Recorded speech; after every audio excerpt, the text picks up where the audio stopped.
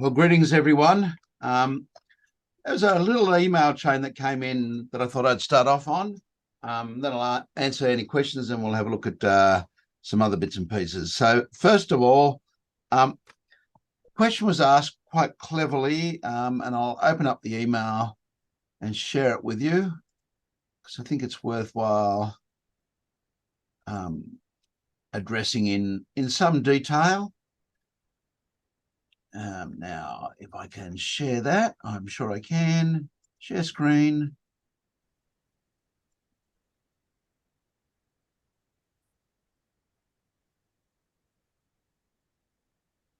And I'll make it a little larger so that you guys have no troubles with the text.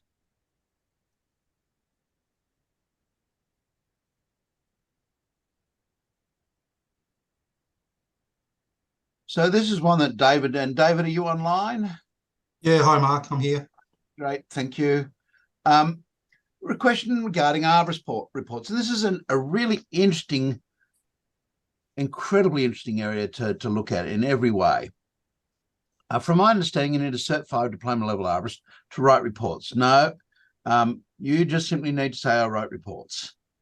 But many councils require that you have an AQF level 5. The court doesn't, which is really quite interesting. So Land Environment Court in New South Wales, which is equivalent to a Supreme Court, goes by the rules of an expert witness. And an expert witness, the rules are, is somebody who's got a greater knowledge than the average person. So they will allow, for example, a horticulturalist to give evidence or a landscape architect to give evidence as if they were an expert arborist. And there are a whole pile of, lots of affiliated areas. We do it and we cross over all the time. For example, if we're talking about decay in a tree, is an arborist an expert? Well, he's not a mycologist. Okay. But yeah, he's got some expertise in terms of decay, or she. Vicky, you're a landscape architect, is that right? Or landscape designer? Architect, yeah, okay. We won't hold that. A landscape designer, yeah. Okay, we definitely won't hold that against you. But again, there are lots of landscape designers and landscape architects, for example, that write arboricultural content, the specifications, things like that. So having said that, and I take your point that if a local council is going to ask for that, shouldn't they also be providing it? And that would be, in my mind, something that would make good sense. So we get the next problem out of it, David, and that is, what do we do about the critical industry shortage? Mm-hmm. And this is something that has been a problem in our profession now for 20 plus years, where the number of consulting arborists are in short supply. And so to address it, the way we do it is we fast track people through training. And I think we've all been into a training course at some stage or other where at the end of it all, you sat there and said, what happened? Why did that happen? Why? It was really quick. I didn't get the information I expected. It wasn't up to scratch. If you didn't get that and your training was excellent and well-rounded, then you weren't trained in Australia. Yep. I think my training was okay, Mark. I'm not sure that it was only just okay, Peter. Only just okay.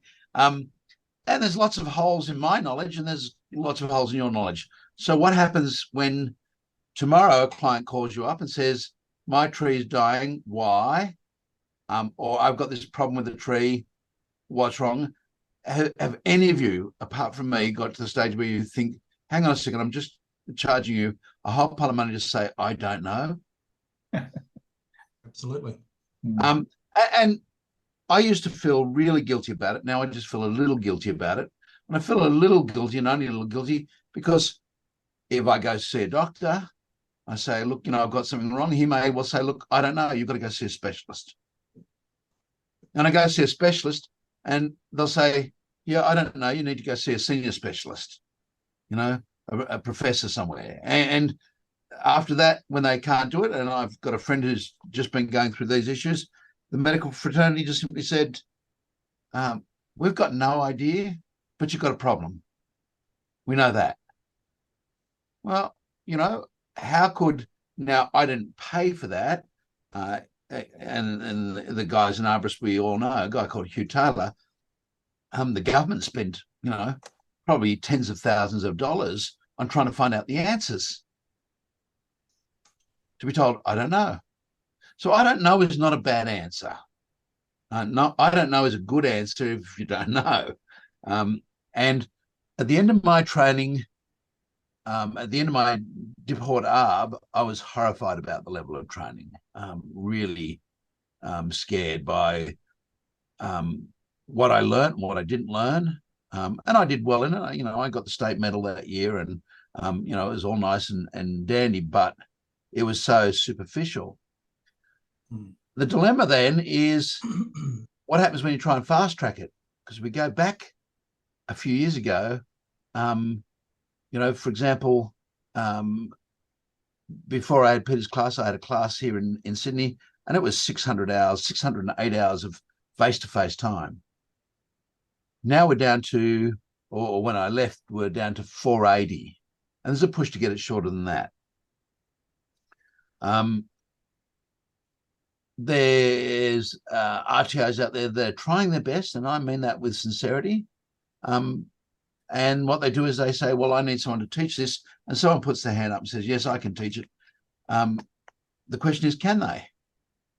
They went through a course and they were signed off as competent. They're competent. But if they're signed off as competent and they could really only deal with 75% of what the teacher had, and that teacher could only deal with 75% of the teacher before, you can see pretty quickly, you can work your way down to, half of almost nothing in terms of the level of training. So saying that you've got an AQF level 5 in itself is not good enough. So this is the advice I give my local councils here in Sydney, is by all means, you should probably ask for a person that's doing an arborist report to have a diploma in arboriculture. I think that's a reasonable thing. Someone who's doing risk assessments should have a risk assessment qualification track or QTRA or valid. And I think that's a reasonable thing. And I'd probably say 2 or 3 of those is a smart move. At least the better you understand risk, the better off you are. But anyone who writes a good report, in my mind, the report should be accepted. The exclusion should be to throw out the bad reports. And when you see some of the reports that are out there, I am mortified. I'm mortified by ARBOS members who write reports. I'm mortified by the arborist that sits in my office and writes reports. That's me. My reports aren't always good. Sometimes they're just lackluster and average. I'm trying to get something out in a cost-effective way. But for example, I just recently saw a transplant specification. It's one that I see. Transplant specification is something I see fairly regularly because we move trees. And ignoring the fact that one of the species was misidentified, there was not a single specification in it that was of any use. It was just to throw it in the bin. I had no idea except that 2 palms were being moved. And that wasn't in the specifications, that was in the landscape designer's work. And so how could that possibly be the report of a consulting arborist? It was. And it's I see reports from consulting arborists where my office rule is I can't read it. I'm not going to subject myself to that. Somebody else in the office can read it and hone out the main key pieces. I can't do that to myself because I just want to go ballistic. Because some of them have got that much tripe in it. Now, then let's talk about, that's the ranging consultants, commercial consultants. Let's go back into public sector consultants, because that's all that a council tree management officer is a public sector consultant. There are good ones and there are bad ones there too. People that have worked their way through, RTOs make assumptions, and I can tell you some of the horrors out there. Let me give you a couple. I had a couple of students in a class once who had already completed a unit, identify I think it was identify an unknown tree or something it was back then. I can't remember the exact unit name, but after about 15 minutes, half an hour in class, it was really obvious that these two guys who had already completed that unit weren't really up to date with it. And I thought, okay, they just got to pass. So I said to them, how'd you go in that unit? And they said, oh, we got distinctions. I said, oh, okay. So I went back to the lead teacher and I said to him, I said, look, I'm confused. These guys have both passed, but they don't know, for example, what an operculum is. Does everyone hand up know what an operculum is here? Yeah, okay, good. For those that I saw the hands go up. Operculum is the little cap, also called a calyptra, on the top of a eucalyptus flower. So didn't know what that was. Didn't know the hypanthium, couldn't do the basic floral structure. And I thought, oh, this is really odd. So I said to the lead teacher, can you explain? He said, no, but I'll find out. I got a call about 6 months later from the lead teacher, and he said, I've solved your problem. I know how those two students got distinctions. And I said, okay, I'm all ears. He said, not one assignment was marked. They just took a guess at what they were like based on their contributions in the class. Now, because I've talked about grading them, you probably gathered it was a public RTO. But private RTOs have the same problems. So it's not just a one thing. So there are many people that come out without it. Now there's the last one, and these are the worst of the lot, and it's the diploma mills. And there are still, in my mind, some RTOs that are too willing to hand out a qualification where for the right amount of money, you can get a diploma fairly rapidly. At one stage, there were quite a few of those, and you could whack together and get yourself a diploma in a matter of a week or 2 weeks. And some people respond to that in different ways. Some people respond, and I can tell you of a young lad, Phil Whitten. So I've named him, shamed him. He went out and bought a qualification as a student when he was at TAFE because his work said he had to have a diploma, and then he continued to come to class. Why? Because he wanted to get an education, not just a piece of paper. So full marks to Phil, and he did exceptionally well as a result. And then there's the others that say, look at me. Mate, I know so much about this arbiter stuff that they took one look at me and they looked at me and they said, yeah, you knows this stuff. You's good. So I said, oh, hell, I must be one of the best arborists around. And I have met arborists that believe that. I've got a diploma. I didn't even have to study to get it. Therefore, I must be a really good arborist. And a famous experience in what I talk about with a young lad walked into a risk training college course and was asked about his background. He said, I'm a third generation arborist. There's nothing you can tell me about trees I don't already know. And the presenter was David Evans, and David responded with, I didn't know arboricultural knowledge was genetically inherited, but there you are. So the fact that someone believes that is scary, because I got to tell you, there's not a day where I go through as an arborist feeling inadequate in terms of my knowledge and my skills. So we've got a long way to go as a profession. We've gone a long way. You know, we've certainly improved from 1990. I remember the first talk I ever gave in America was 1990, talking about arboriculture in Australia. And boy, the quality of education back then was appalling. You know, compare that to today, and we really have made inroads, but perhaps not as much as we should. So the question, David, that might come to mind is, well, then how do you become a great arborist? And I had a student ask me that question about 4 or 5 years back, and the answer was immediate for my mind. And I'm happy to tell you, if you just spend an hour to 2 hours a week improving your knowledge about trees, you're already better than 90% of the industry. 9 out of 10 consulting arborists come out of that course and say, I know it all now. I don't need to do any more. And you know that because when you go to a conference, where are they? You know that because they don't read peer-reviewed papers. They don't want to get ahead. They're not going to read textbooks. I mean, I'm amazed about the number of arborists that have not read heaps of books. So I'll give you another story, David. I did a court case a few years ago to do with power lines. That's where most of the big court cases are. And so the junior counsel said, look, what's this visual tree assessment? I said, it's based on Matic stuff. And Mac's got a really good book, the Encyclopedia. Has everyone seen the Encyclopedia? Yep. Yeah. No. Let me just pull out a copy. There'll be a copy behind my desk somewhere. There we are. This book here. Yep. Okay. Great book. So I said, look, it's defined in there, and there's all the terms that we're talking about are defined in that book. So, and we'll use those terms in terms of our definitions. And so the junior barrister, this is about midway through December, said, can I get a copy of that book? I said, yeah. I said, I'll give you mine. You can go get a new one. I'll go get a new one. January, he called me in for a meeting. He said, okay, I've read and studied that book and marked it up now. Let's have a discussion. And you know what I thought? I thought, isn't that horrible?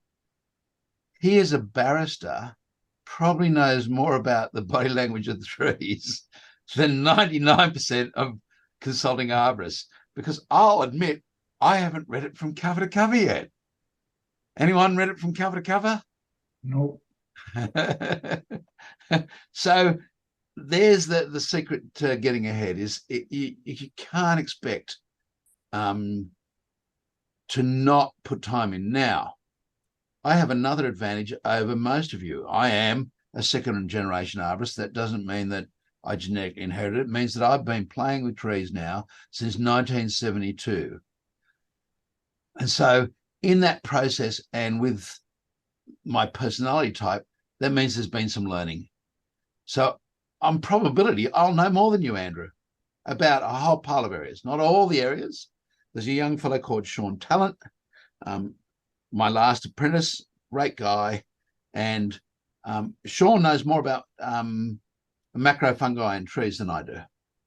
Why? Because he took up the area as a research area when he was doing the diploma and just continued to want to learn about it. You can't specialize in everything. So I guarantee that there's not a person on this forum tonight that doesn't have one area of arboriculture at least where they know more than me. So it's just adding to those as you go along. Age is an advantage. And so when I look at young people like Andrew David, I think you're a rat bag. You're so young. You've got all this opportunity to learn from our experiences and our mistakes. So if you're traditionally trained, for example, we talk about mulching. Now, best mulch to put around a tree is what? Whole tree wood chip. Old tree wood chip. What's old? Whole tree wood chip. Yeah, old tree wood chip. It's branches, wood, chip, leaves. Yep, all the way through. We're going to put through. Green or aged? Green. Yeah, it's so different than what I learned when I started arboriculture. It had to be aged. And then, for goodness sakes, don't put it up around the trunk. Well, now we say, well, if it's a uniform layer rather than a volcano, up to 8 inches thick, that's really different than what we're talking. Well, because we all know that to be the case, because when you tip the truck and mulch to the front garden, it's not always nice and evenly, and there are spots where it may even go above the 8-inch or the 200 mil mark. And all I've got is really great healthy soil in the front yard. So I guess that's the next bit is what are people learning?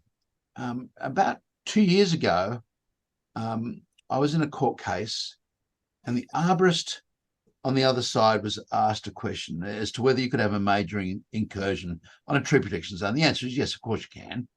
And then the barrister said to the arborist, look, have you ever written specifications where there's been a major encroachment? And the arborist said, yes. And the barrister then said, have you ever been back to the site after the work has been done to see the impact on the tree? And the arborist said something that was absolutely amazing to my mind. The answer was no. So we don't know what's going to happen. How did that arborist give an opinion as to what was going to happen? Based on what they were told. You know, if you cut 4 times trunk diameter, 3 times trunk diameter, 2 times trunk diameter away from the base of a tree, you are going to have an adverse effect on it. Is that right? No, you could have a positive effect on it. It doesn't necessarily mean you're going to have an adverse effect on it. So again, it's that learning process. So what would I say? I would say that arborists should, as far as possible, have a diploma in arboriculture, not diploma in horticulture, arboriculture. Great course that it was. It had 1 unit of arboriculture. We now have 7 units of arboriculture specific units. We now have 3 prerequisite units. In other words, you've done 10 units now under the new qualification by the time you finish the diploma. And so hopefully there's some good basic foundations laid, but that's not a building. That's just a foundation. The building takes time. And back in the days when we graded students, and, you know, was probably inappropriate, but that's the way the organization worked for when things done. My view was a person who got a distinction was a person who could come into my office, do the job, and have minimal supervision. A person that came out with a pass was somebody who would need ongoing and regular involvement and supervision. And there are lots that come out now not knowing whether they've got a credit, a pass, or a distinction. They just know they're competent. Do you think that's a problem, Mark? Because we had a chat about this in my class, and I was on the side of that we should actually have an exam towards the end of the diploma to see where your knowledge level is at. Because I think that because it's all competency based now, there's a lot of people that are just getting by, and I don't really think that they're. It's hard to say, but I don't really think they've got the knowledge that they need to actually look at a tree properly. Sometimes, the other guy in this Niels is in my class, and we've had a chat about it before as well. Niels? Yeah. Niels from Parramatta? No, me. Yeah. I was going to say, Niels is an exceptional student. Oh, thank you. Niels with a NIELS. Look, I think it's a shame, but it's not. You should be honest and be able to praise yourself. I can tell you with all sincerity, I am a satisfactory consulting arborist. That's probably about it. I'm good in the area of understanding root responses and anatomy. I'm moderate at entomology. I'm barely there in mycology, and I'll whoop you guys in those areas. I accept that, but that's only because I'm old. So I've had the foundation of build and build and build and build. But in my days of doing the diploma, the very first diploma, there's nothing on mycology. There was nothing on diseases. You know, it was a lecture that lasted for an hour by a guest, and that was it. And you had to get it right and you had to know. So in terms of putting things together, my answer is just be the best you can. But then you've got to try and work in that environment. And, you know, I write a report that says, cut the roots in the fig trees. I can think of one at the moment. I'm going there tomorrow. Cut the roots in the fig trees. It was before a council for about 18 months. They finally gave approval to go ahead. But in terms of functionality, it didn't work. Sorry, I just got to turn that off. It didn't work, and it didn't work because we had the footing underneath the roots, and they've got to dig out the footing and put a new footing back in. How can they do that when there are roots growing over the top of the footing? You know, a footing projects onto the property. It's a hill footing. Sorry, if I might just double check.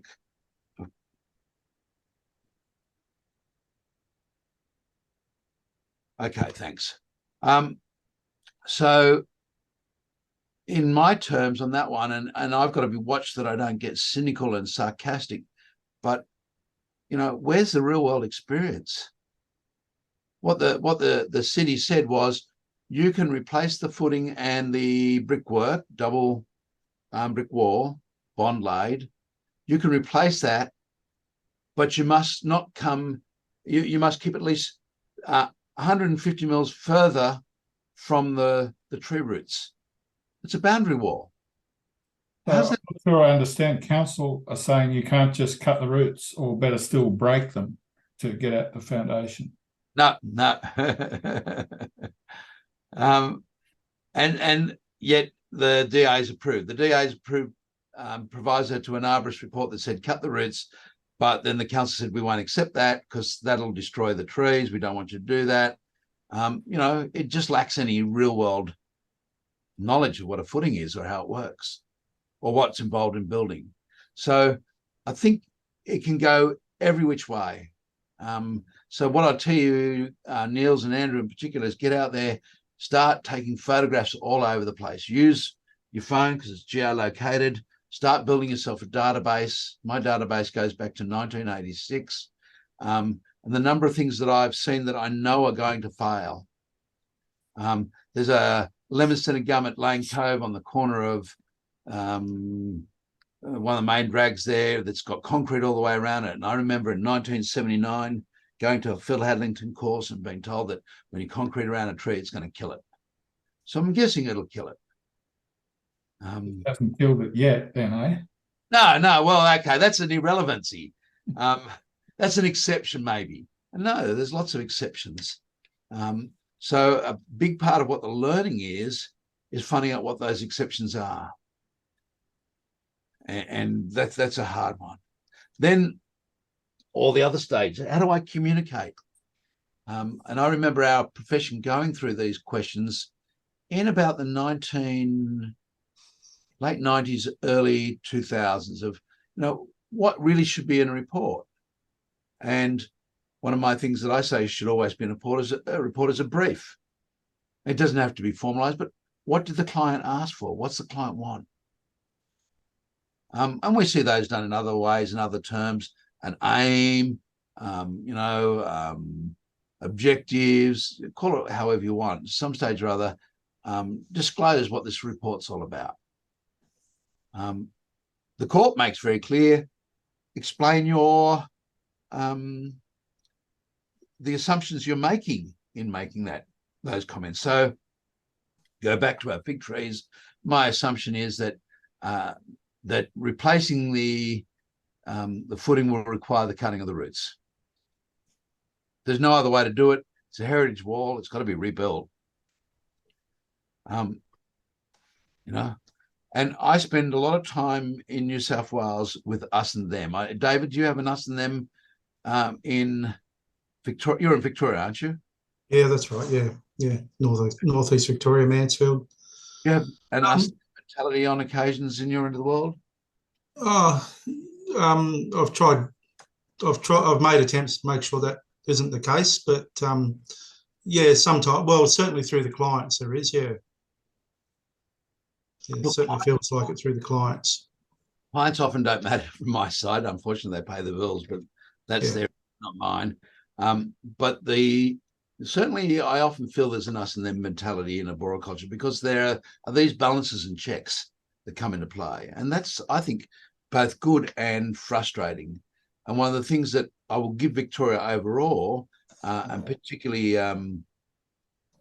Shane, can't think of his surname, isn't it hopeless? Hall. Shane Hall did a wonderful job of trying to ride two horses at once and keep the organisations down there coming closer together. New South Wales has failed to do that in many ways. And I think, trying to realise that we need to work with public sector consultants to help them. And that can be a really difficult situation because oftentimes what drives those organisations isn't what drives us. Let me ask a question. Who is a consultant that charges money for tree advice already? Anyone? Yes. Yep. Yep. Okay. you could be accused, someone could turn around and say, well, look, hang on a second, you guys are, your opinions are being altered by your pay, the client's opinion. Do you think that's not true of a public sector consultant? Oh, I believe it is, yeah, because they've got the pressures from the community on what the community wants, whether it's, retaining trees or not. Superiors, a whole pile of, so we all have these different pressures. The one thing I would always argue as a private consultant, I have a real privilege, and that is I can fire a client anytime I like. I would have said that the public service consultants are even more subject to that because they get told what to do and they do it. It's obvious from what some of my LGAs are getting up to.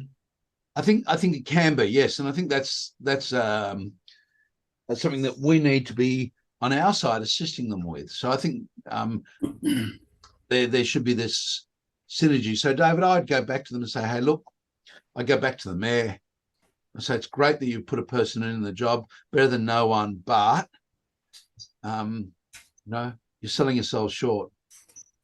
Go get him educated. And the one problem I see there, and I can speak only from what's happened in the past, is oftentimes when a person gets promoted to a position and they don't have a diploma, getting them to then take the time to study and get a diploma is really difficult because they don't have to. They got the position. And yes, in government sector, that can often be a position for life. So, look, I think they're really great questions. Mark, I could say there's the other issue with public servant arborists, having been one, it's the arborist can write a report that is a subjective report, but for political reasons, it's overruled. So they will accept the report, they just won't follow it. And then looking at consultant arborist reports, I've had some handed to me that are definitely client focused. And as you know, you and I, you wound up looking at a tree that I actually went public about, and because it wasn't my counsel, and contested that arborist's report, and then it was overruled because he would remove a tree for the wrong reasons. Look, I think it's an interesting one, Derek, and I think I'm probably not as risk averse as I need to be based on industry averages, but I'm close to where I think I need to be from historic figures. But I find it hard to find trees to remove on the basis of risk. I went to a school the other day right beside the play area, Terraticornis, one half dropped out about 150 mil diameter. And I said, I can't remove it or ask the council to remove it on the basis of risk. I can say it's an absolutely awful specimen. Every junction is included. And it's probably not worthwhile trying to prune the tree and bring it back into good condition. Better to start again. But you'll have to apply to the council because the Sept in New South Wales, for those of you who are not in New South Wales, we have these state environmental planning policies. The Sept that relates to infrastructure, that's now taken over from the school one, says that they can remove a tree if it's dangerous. And I take dangerous being something that's, around that 1 in 10,000 or 1 in 100,000 range, potentially, depending on what's wrong with the tree. And so I'm happy to say, look, the tree, I'm not going to support the removal of the tree. If the city wants to do it, that's fine, but I'm happy to leave it. And then I think it's important that then goes back to the city arborist to make the decision. That way the city arborist says, oh, yeah, nay, and they can also do things like condition replacement trees, whereas I can't do that.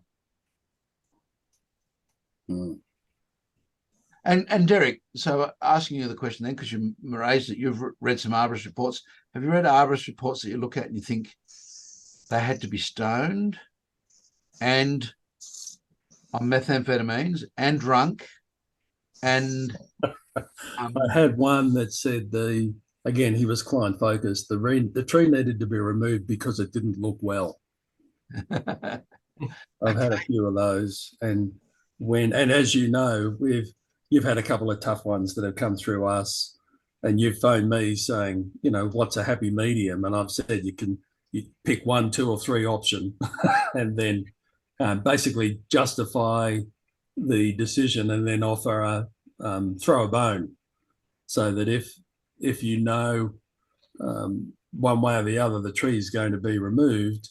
Like one we had where, like you just touched on, we're offering a number of replacement trees to be planted on site and be included in a landscape plan because of the significance of the tree being removed, whether it be for habitat or maybe even the carbon sequestration. It's a very large diameter tree, 800 mil diameter, whatever it's got.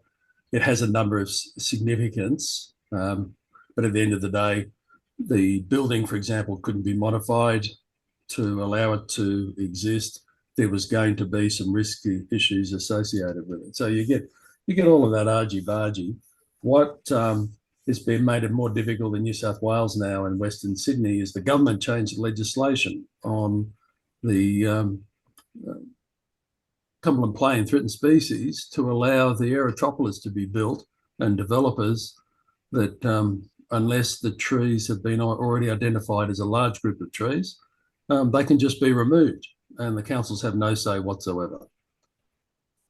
Yeah, look, and I mean, the whole concept of Septs and the whole concept of state government involvement, and it's exactly the same in Victoria, is local government. 1984, we had a referendum. You know what they are. We've got one coming up. Had a referendum. Would we give local government constitutional power?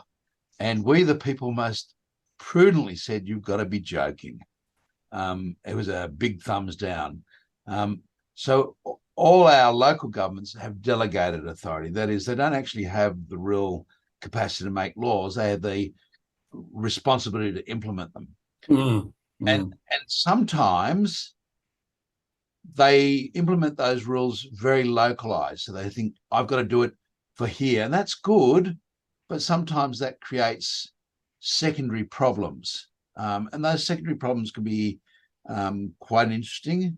For example, I raised this one with a talk I gave at the Arb Oz conference on root damage, and said, look, you know, I'd rather get closer to a tree and reduce urban sprawl, because urban sprawl effectively disadvantages the western and the poorer suburbs.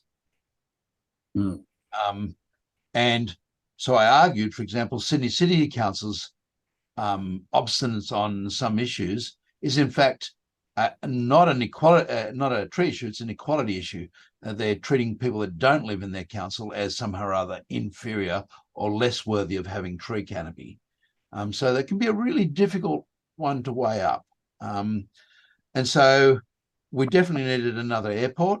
There was never going to be a suitable alternative. I live with an easement through my property for the road, the major freeway to the Londonderry International Airport, another alternative venue that was suggested.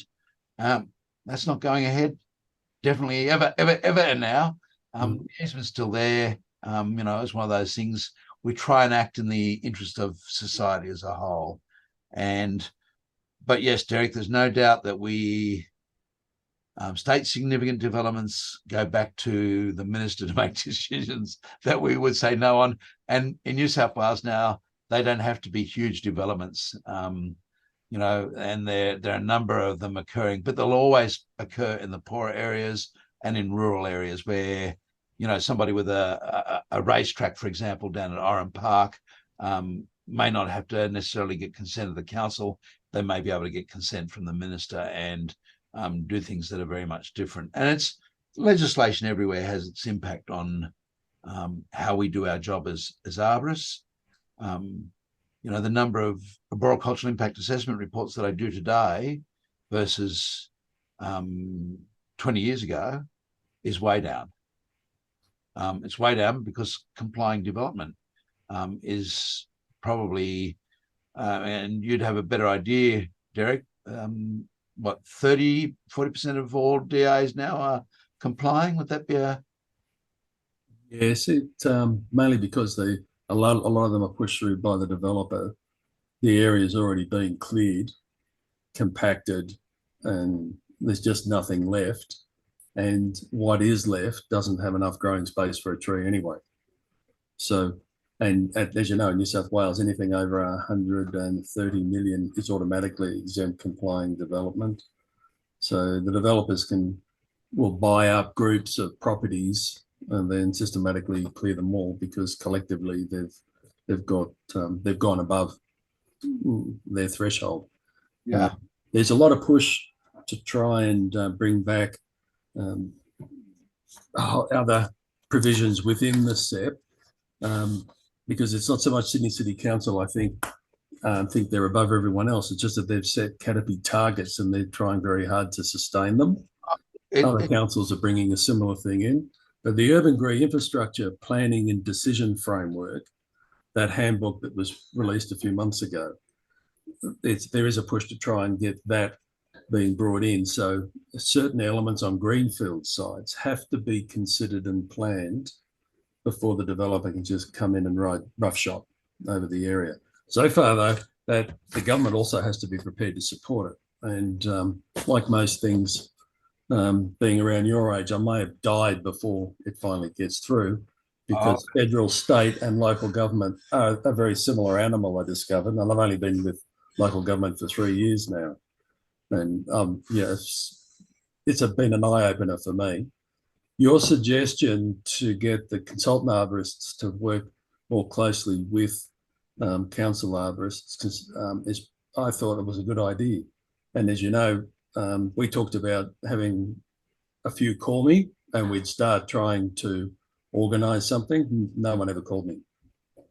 Yeah, it takes time. It does, and it takes a different mindset. And I know that there are those in the local government sector, and I'm on record for saying this now, that are just simply entrenched in the jobs, who just don't care. Work starts at 7, finishes at 3:30 or whatever it is, and they're out of there. But there are some really great people out there doing some really great work. And so it's just working with those. And, you know, I think we should be doing what we can to open ourselves up to feedback. And, you know, we've thought about things like putting a QR code in our report that allows any party to give feedback to us. You know, if you've got something to say, you know, here's your QR code. Please feel welcome to provide feedback. And I know that somebody will feedback saying, you know, your grammar's complex, your sentence structure is awkward. You know, others will have a different view, and that's fine. But anything I can get back as feedback, I think is worthwhile. And local government, you know, is one of those places. The other place that does it, of course, is the court. The court every now and again does its bit to kick you in the butt and say, hey, this is not good enough. This is not adequate. And I've been on both sides of that. I've been on the side where the court made scathing comments on the other consulting arborist and essentially dismissed him, 6 pages explaining why they thought he was an opinion for hire. That's not a feedback you want. And that in that instance, the court said to me that my evidence was, can't think of the word, but essentially gruff. So blunt. I tend to be blunt when I present evidence. And it's because I just see it as black and white. But sometimes I miss that step, Andrew, that is needed. And that is, in my head, I see the sequence, but I don't explain it. So I can think of one. An arborist was doing work on an hourly rate. The client didn't pay him. He said, well, if you're not going to pay me, I'm not going to do any more work.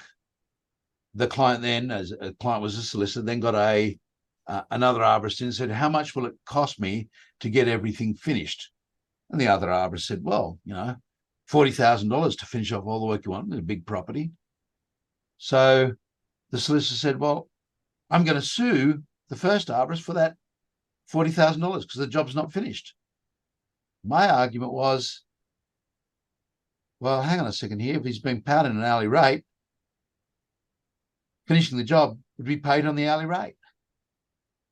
So there's no right in my mind that you'd have a feedback, ability to say that's not completed. I didn't communicate that well. I didn't say, I'm making the assumption that a person paid an hourly rate would be given the time to keep on working to finish. And if he took more time, or she or they or them or it took more time, then that would be paid for at the additional rate.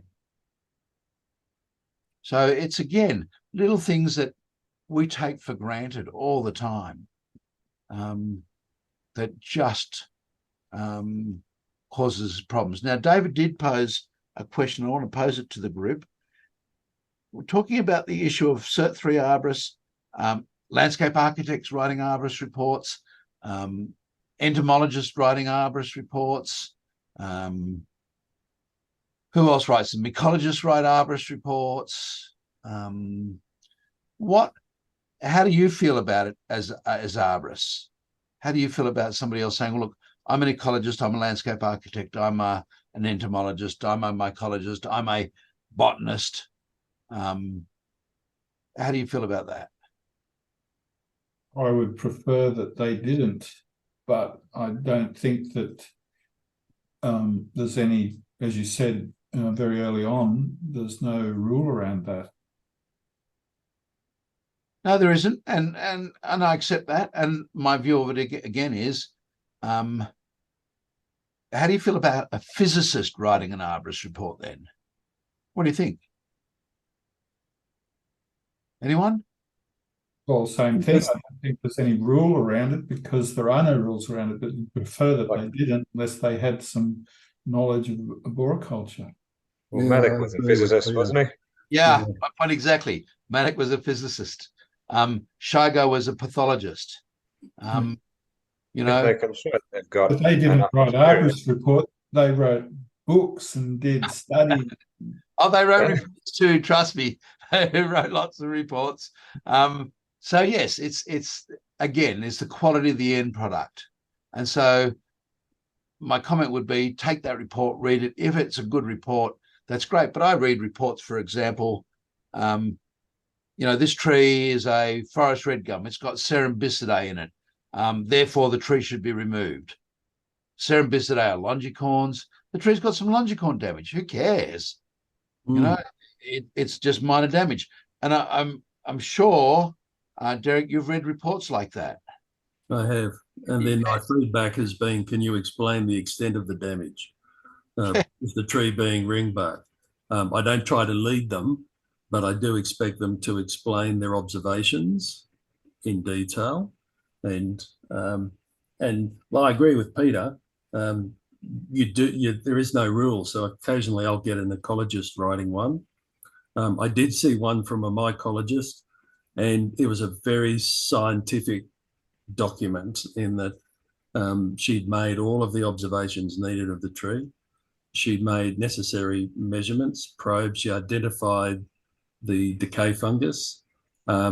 She even went as far as to say that she believed it could be retained for another 5 to 10 years, and gave her reasons why, in a balanced way, as to how you could treat the tree, keep the tree and retain it, or remove it, or the number of observations that might be needed on an annual basis. And it was a very well-written report. Yeah. So you get that, and then you get some very poor ones. I've had quite a few from ecologists that, again, misidentified the trees. They were identified a number of eucalypts as being weed species over that particular area, and therefore they could be removed because the Transport New South Wales wanted to put a detention basin in. And I had to send it back and say, well, yeah, thanks very much. I need you to go and re-identify all of the trees. They spent 5 pages justifying why the misidentified species as a weed species could be removed, which was a waste of time. I was falling asleep reading it, waiting and thinking, and sooner or later he must come around to the fact that he's lying.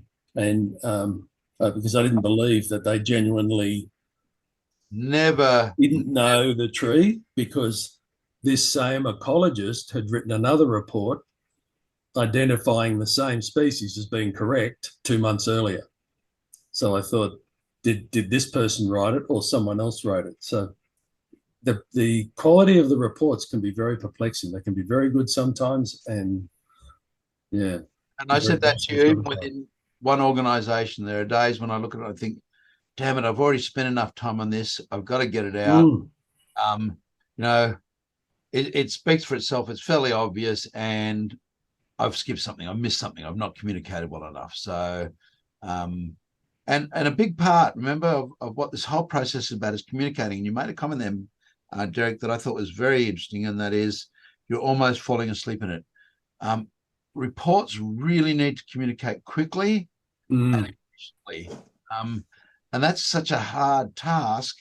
And I think, I don't know who it might be, Peter, that says it regularly. If I'd had more, Winston Churchill, if I had more time, I would have written you a shorter letter.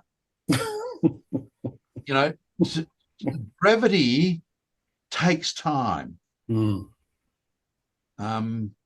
so trying to cut things down and shorten them up and make them crisp, and then thinking about the layout of your report, you know, at some stage or other, either in the conclusion or in the executive summary or both, if you use both, or recommendations, there's got to be something that allows a person to know where they stand.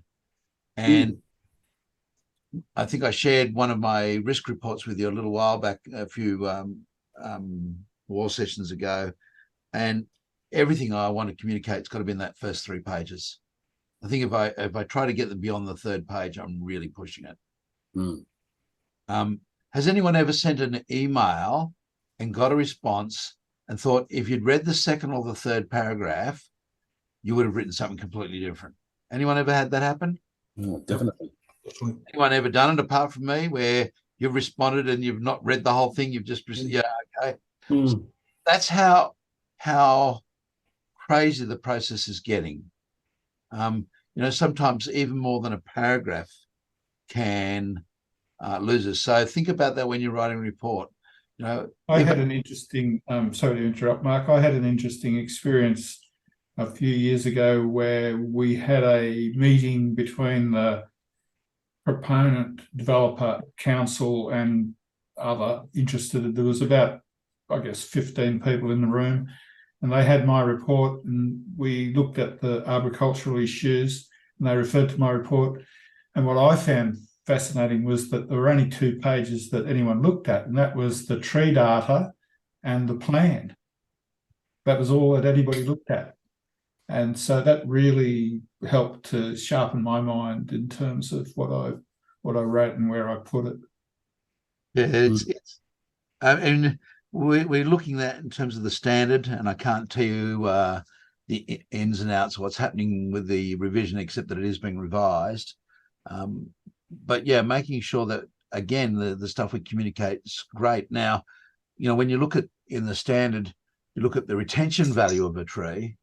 You know, I've long since stopped being anal about what's in there. Tree of stars, tree AZ, doesn't really matter. Whatever I say is not going to make any difference anyhow. I'm not a decision maker. And all of that stuff is so that my developer can make decisions that are the best decisions they can make. So I really, you know, from a council perspective, I don't really care if the council's got a different perspective. What I do need to know is what that perspective is. And sometimes that perspective I get, sometimes I don't understand it. And that's the same from my side. There'll be times when the council consultant says, you know, Mark's got to have a methamphetamine addiction, he's got to be smoking pot, he's got to be drunk, because we just don't understand how he's thinking.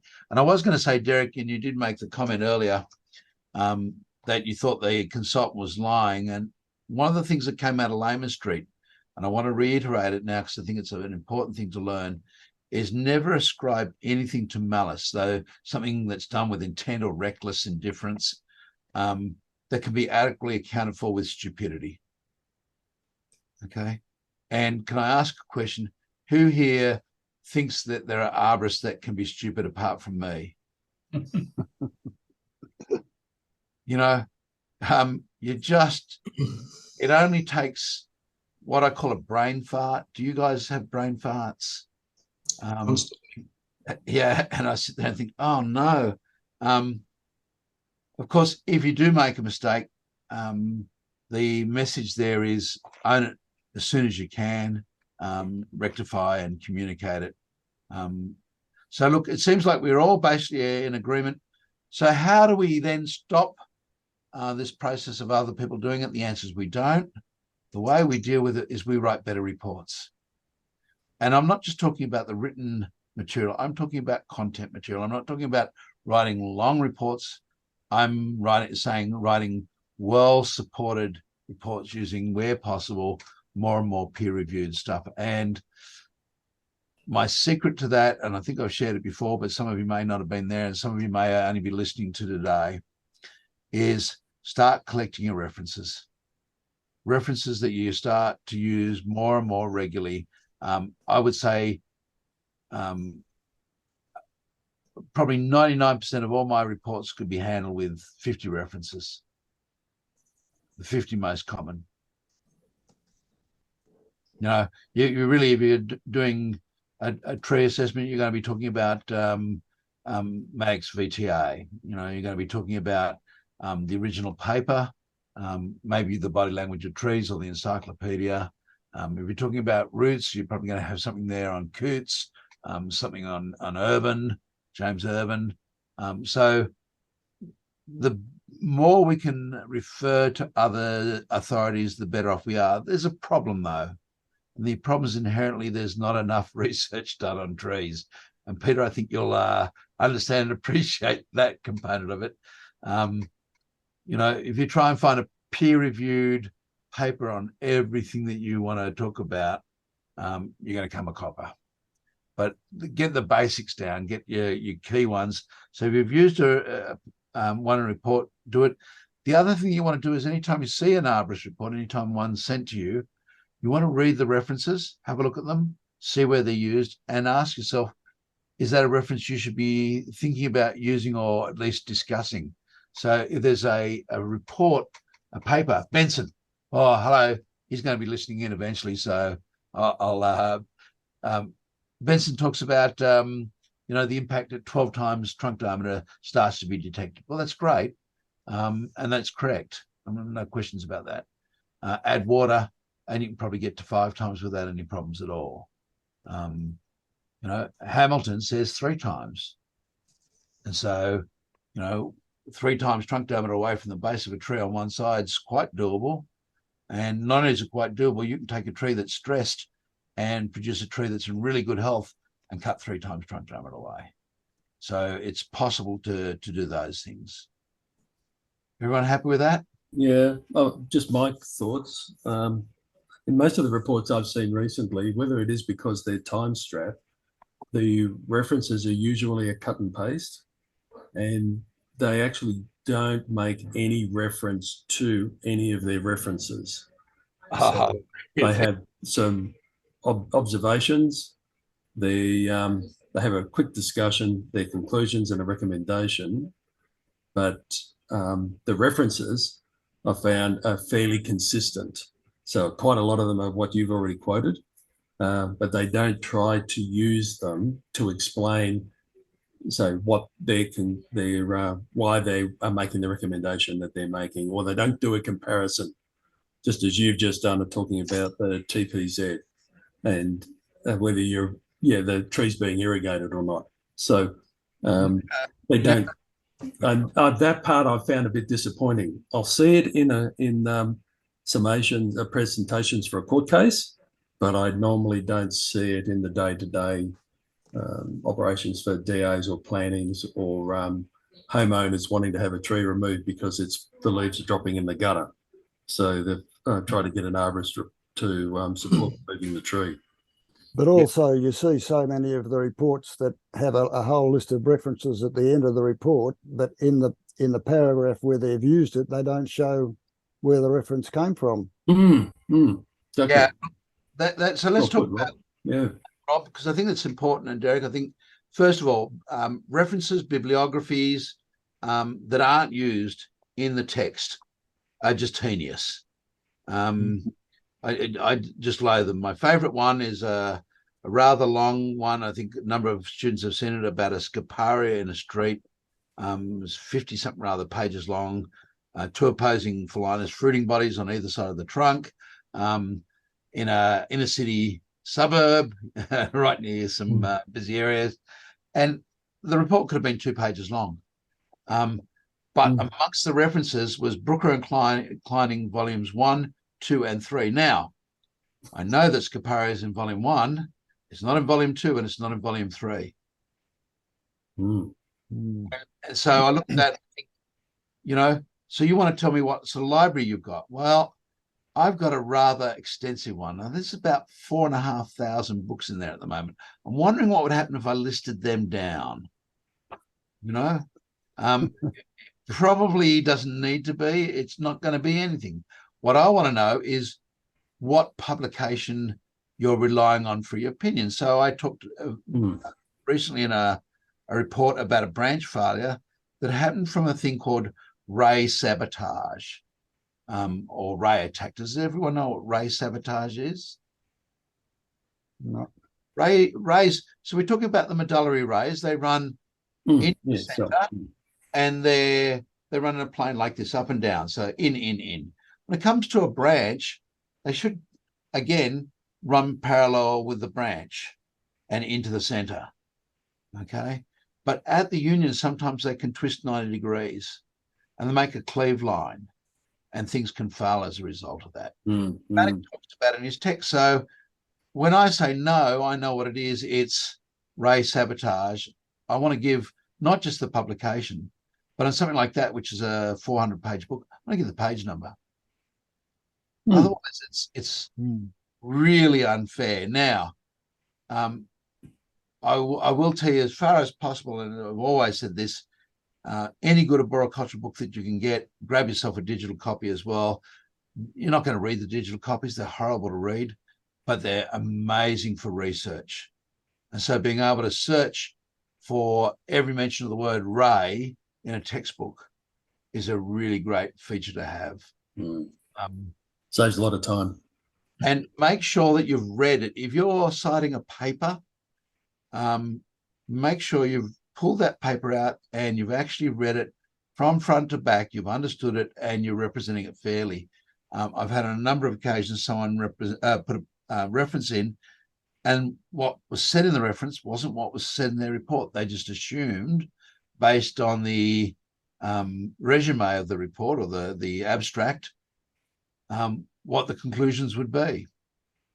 That's something to be aware of. So, Mark, if you wouldn't mind me interrupting, Nils has got a question. I think from his, I think he asked me this same question I forwarded to you. I have the feeling that he may like an answer sooner rather than later. Yeah, I see his question. Thank you. I only send the question on the chat just to not interrupt, sort of thing. Whenever you've got time, you know. Yeah, look, that's a good question. Is a hazard assessment report adequate for public places, a school or park, for example? Well, I guess the question is, what do our words mean? A hazard. What's a hazard? Hazard is anything that's got potential to cause harm. I think that what is being asked should be more is a risk assessment, because a hazard assessment would be just going around saying, oh, there's a hazard, there's a hazard, there's a hazard. I've read a few hazard assessment reports lately for schools and stuff, and I'm thinking, is this not supposed to be a risk assessment report? But obviously they've done a hazard assessment report so they can fit more trees in there and do it cheaper, sort of thing. They recommend works to mitigate the hazards, and they're not talking about the risk at all. Yeah, and then assuming that the work that we do is never going to have an impact on the trees. And of course, one of the things that I made a mistake of, and I know I shared it with the group, but I'll raise it again for you, Niels, is we would say that something was low risk to try and communicate. And apparently low risk means that you need to do something. Yes. Yeah. The reason being, in schools particularly, the level of risk, you've got to take into account emotional risk. the actual target risk could be very low, but the school or the education system has decided any risk is too emotional. You can have a child now in New South That Wales. doesn't make any sense, because almost all of the students that turn up for school have got there somehow, most of them by motor vehicle transport.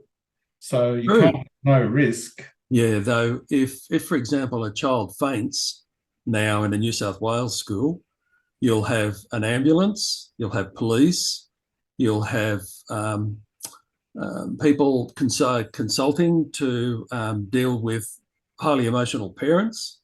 So once one call goes out, by the time I'm aware of one in Blacktown where they even sent a ambulance chopper, and all she did was trip on the stairs, give herself a fright, pass out for 15 seconds and then come to, and half the planet turned up to save her.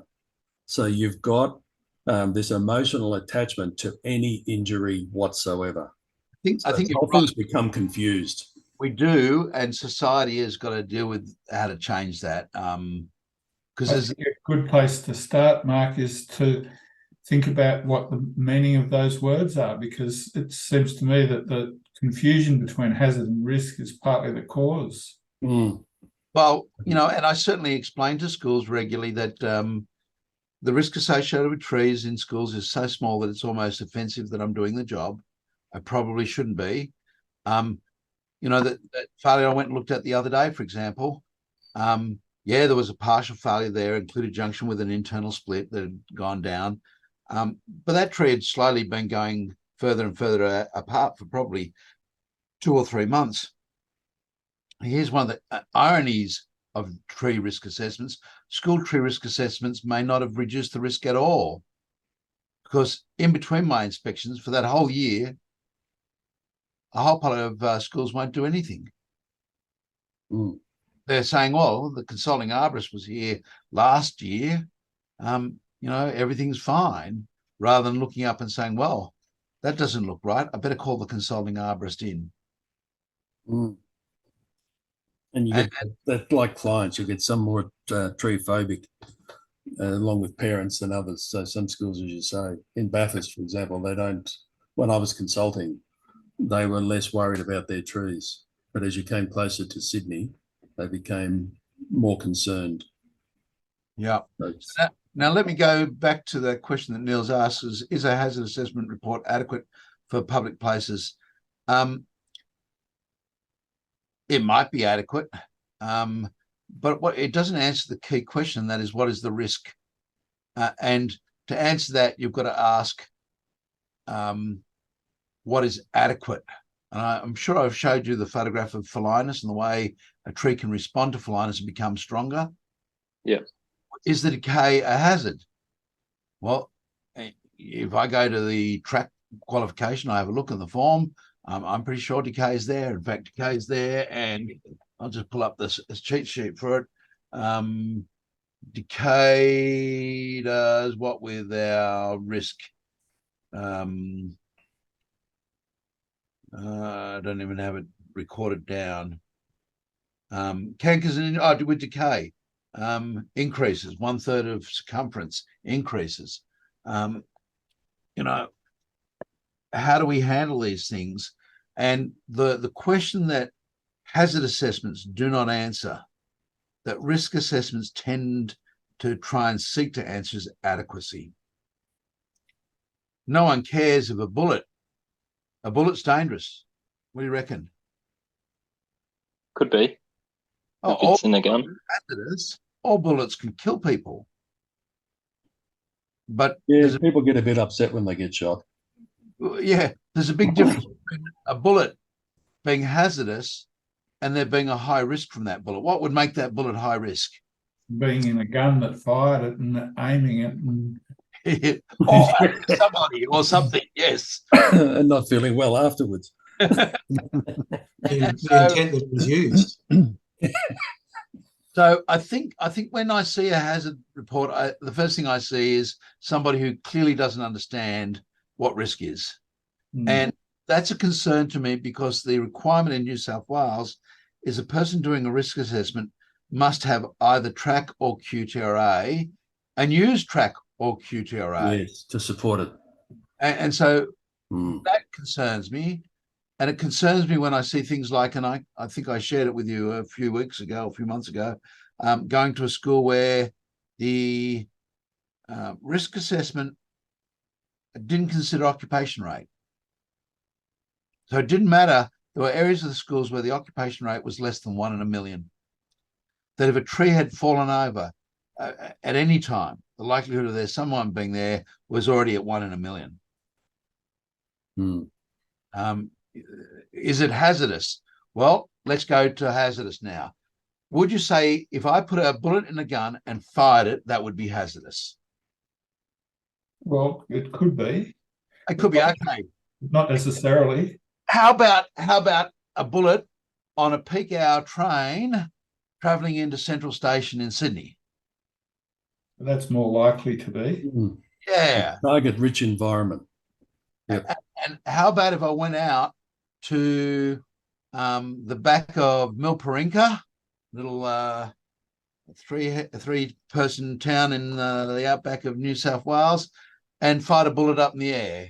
Now, it probably isn't prudent to do, but the likelihood of that bullet hitting somebody is fairly low. And the other thing is, I know enough about physics that the terminal velocity when that bullet's coming back down is nowhere near as high as the velocity as it leaves the end of the rifle. So it might hurt, but it won't kill.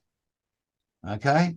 So, you know, we've got to look at exactly as you say, what the target is. So target is important. Adequacy is important. So hazard assessments really don't answer the key issue. Just yesterday or this morning, a NASA 7-year experiment brought back, I don't know whether you saw it, 200 grams of asteroid sediment.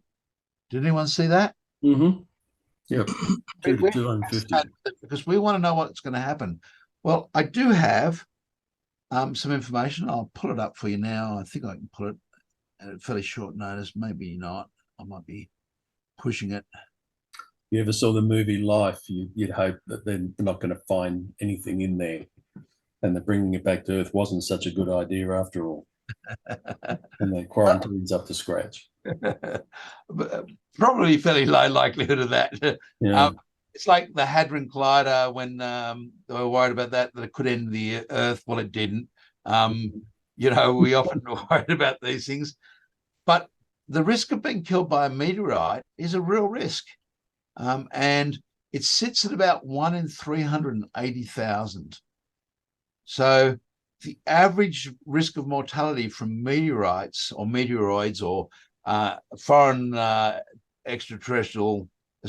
terrestrial bodies is higher than the risk associated with trees on average.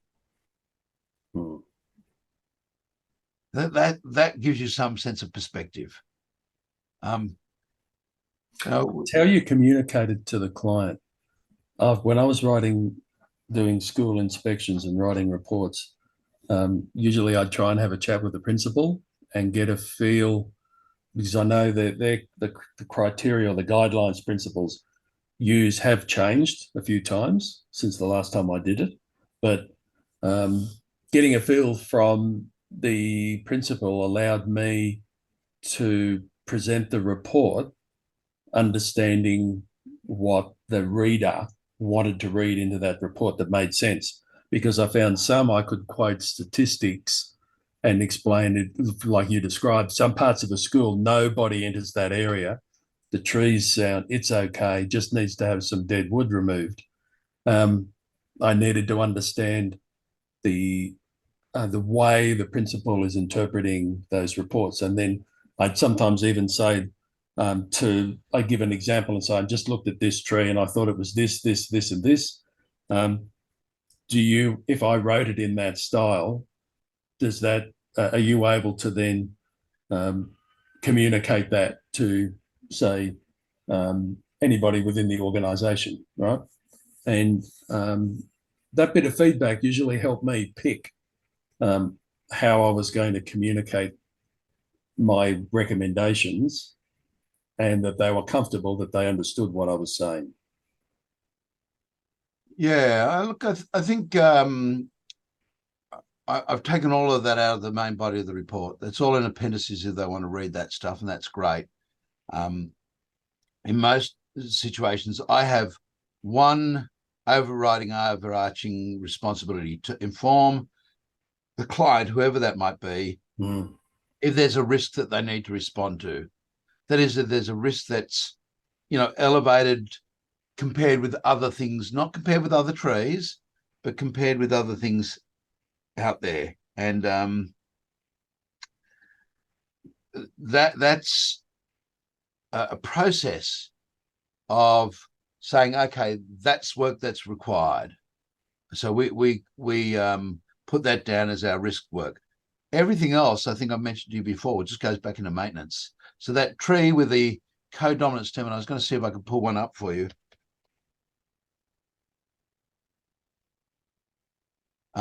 Regentful, New South Wales, NSW. I don't think you can see my screen, so I'll go back and. Yep, okay. Share screen, and I want to share this one and share. This is the tree. It's codominant stem. It's grey box, Eucalyptus mollicana. It's clearly partially failed. It's in a school playground, but it's towards the outer boundary of the area. I already know intuitively now from the number of times I've calculated these things that this is probably a 5 or a 6 in terms of QTRA. In other words, it's somewhere around about a 1 in 100,000 to 1 in a million occupation rate. And when's this going to fail? In a storm. The storm. What's the use going to be during a storm in this area? And the answer is in the back corner of the school, probably almost nothing. And is this going to just break off, or is this going to tear down? Probably tear. So the likelihood of it failing and killing somebody starts to get really small. If you look at the number of deaths that we get each year from trees, the likelihood of this being anything but a maintenance issue is fairly small. And so that's what we put it down as, maintenance issue. And we said, look, you could either remove this one, this is the bit that's moving the most, or just remove that whole stem. If it doesn't happen this year, it doesn't matter. But the one on our left, Mark, isn't that, if it fell, wouldn't it fail into those other trees? Yeah, yeah. Why would you? It'll be hung up. Well, it could do, and it might break something else off and go through, and but exactly, it's just something that when you've got a tree crew working on the site, and I mean, I'm horrible. I know what tree guys are like. Cost money to get there. Guys, accumulate some tree work up, book them for 4 hours, half day, or book them for a whole day rate. You'll get a better deal than if you have to go out and pay them per tree. Just find out what the whole. Niels, do you do tree work still? Yeah, every day. Yep. Yeah. So if a school said to you, look, we want you to come out and just do us a day's work, bill us, what do you charge for a day? You'd be able to answer that question. Most companies I do. I just contract to different companies at the moment, but probably 2 people and a truck and chipper is probably no more than $2,500 if it's a full day. Yeah, so there we are. We're going to give you a full day's worth of work. If you don't get everything done on the list, that's great. If you get everything done, you can find a few extra bits and a bit of dead wood and maybe a bit of formative printing on the maculata out here. That's great too. That's sort of what we do when we do get one of those hazard assessment reports. You basically go out to the school and get rid of dead wood. And I'm thinking, this is weird, but yeah, there's probably maybe 30 or 40 trees on there. And if you do the risk assessment on all those bits of dead wood, that's going to be a pretty big report, I'm thinking. Look, I think people do it because they don't know otherwise. So I think, as I said, it's not about trying to get the most amount of money. And I know that the Department of Education in New South Wales is trying to deal with that. Having said that, they've come up with a great new system and have already told us that they're going to be spending more money on trees than they used to do. because now they're going to try and do general tree maintenance work as well. So, you know, maybe we'll see some mulching going on and some formative pruning. Formative pruning is, you know, something that I'd love to see more of, but it's usually not done. It's not done well. If you haven't seen Greg Moore's presentation on it, I think he did it at TreeNet. I think it's been recorded a few years back. Have a look. But certainly there are little things you can do that just resolve half of these problems long before they happen. But yeah, so this would be a hazard by all stretches of the imagination. It is not a high risk at all. In fact, let's do it because I can do it. QTRA, yep. Can you see the QTRA calculator? Does that come up on your screen? Yeah. Yes. We're talking about, I'll go 5 rather than 6, although it's weather modified 6. Size of part, I'll go 3. I'm not going to argue with it. Probability of failure, maybe a 3. Capped, uncapped, it's 1 in 50 million. That gives you an idea. 1 in 50 million is down the bottom here. 1 in 50 million means it's just 100 times higher risk than a bed. That must make you feel really scared because it's getting close to sleep time. You're going to go get on that bed and know that it's 100 times more likely to kill you than that tree is likely to kill somebody. And so a hazard, yep, hazards are important, but hazards are important for us to identify so we can calculate the risk. They have no other function at all. Is there a hazard when you're flying in a plane that the wing could fall off? Sure. Sure, okay, well, that's it. Hazard that you could get T-boned whilst you're driving? Yep, sure. That's it. You're just gone. So doing a hazard assessment really is of little purpose unless it follows with a risk assessment. And so that would be my answer, Niels. Yeah. Really is what's critical. And here's why. Almost all those places have got limited budgets. And I say to schools regularly, you know, and I'll tell you the other half of it, the money you're spending on me would be better spending on an anti-bullying program. Yeah. 2 parties there. And I said this to a school manager the other day. I said, I'm not just talking about students. I'm also talking about adults within the schools, teachers and principals. You know, it's hard to believe that we have conned people into believing that we've got to spend so much money on tree risk. So what needs to be communicated? Are there any trees that are in that, you know, car drive? And when we're talking about 1 in 10,000, remember, we're talking about the risk of dying in a car accident this year is 1 in 20,000.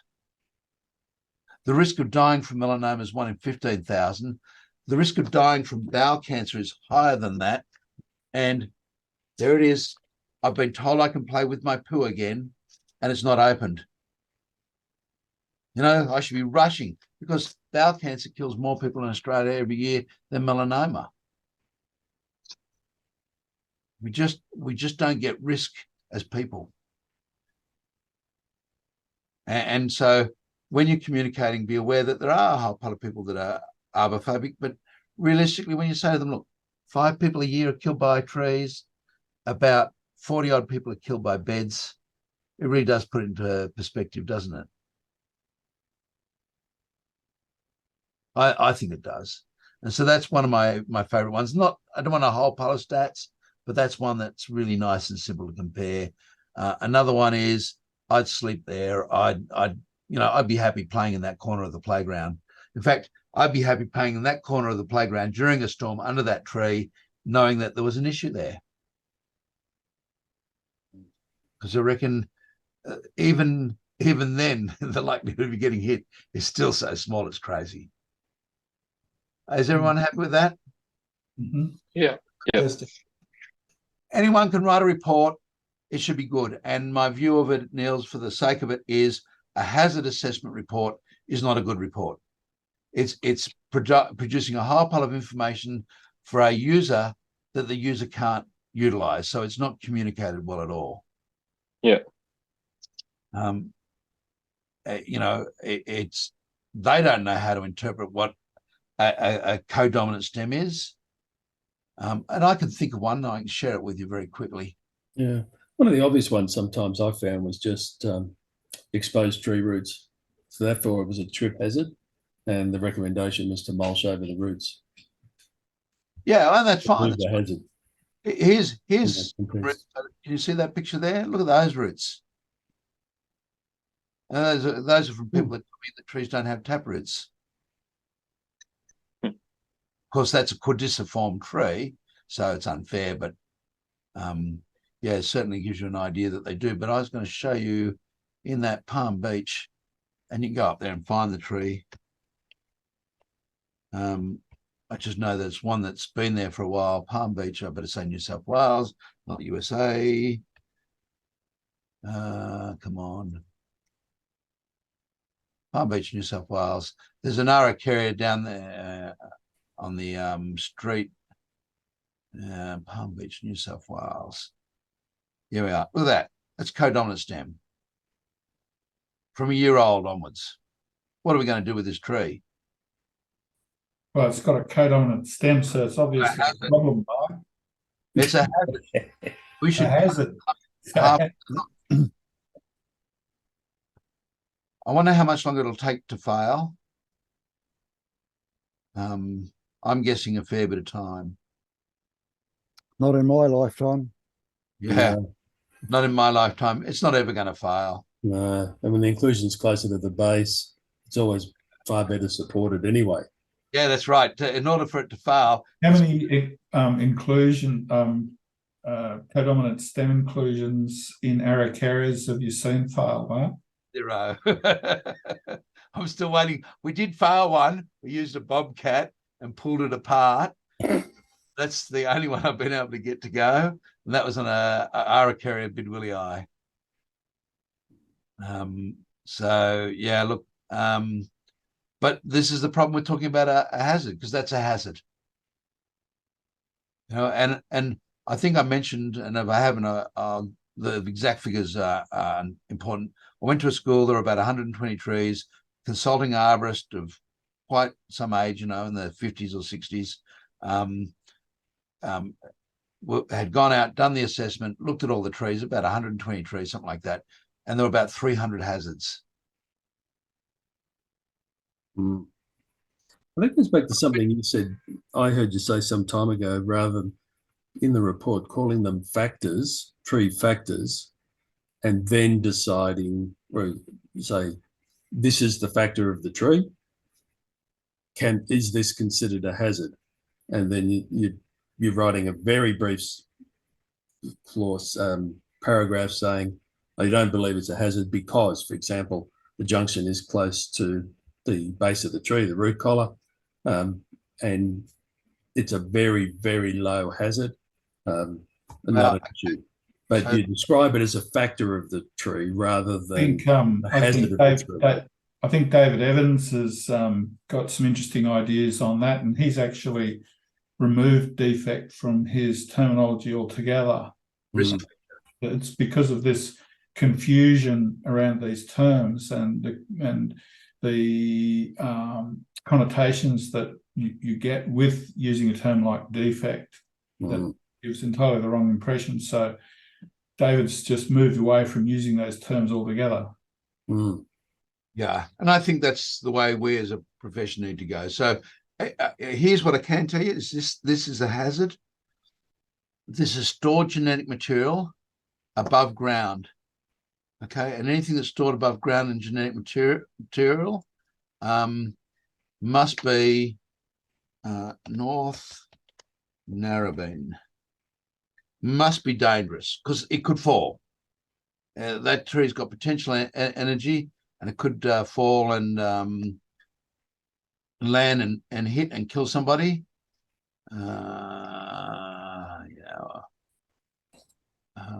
Narrabeen. If I do Narrabeen, there'll be 1,000 shots. That's the only problem. When did the microburst come through and kill that person at Narrabeen? It was about 2 years ago. Yeah, back a couple of years. No. Yeah, there we are. What year are we in now?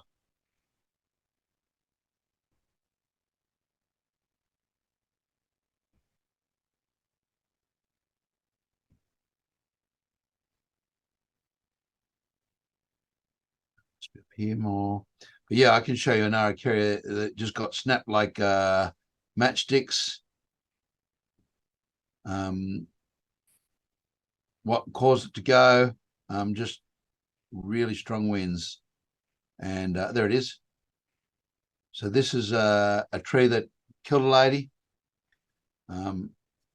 Microburst came through. Strong winds just snapped it. That was the only loss of tissue, was a little bit of termite activity in the middle of the tree. Just snapped it off. Wow. You know, why? Wind speed got too high. But the one beside it survived. Yeah. And so the question was, well, what was negligent? Why did they miss? And someone says, well, you know, there's a bit of termite damage. Yeah. And it just so happened that this one didn't cop the wind in the same way. There's a building off to one side. Let's have a look where it is.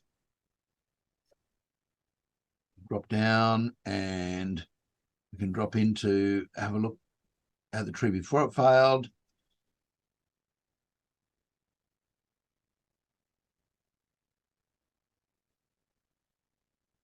Got to go out into the street. Put that little man down the wrong spot. They won't let me out. There we are. Little man go down into the street.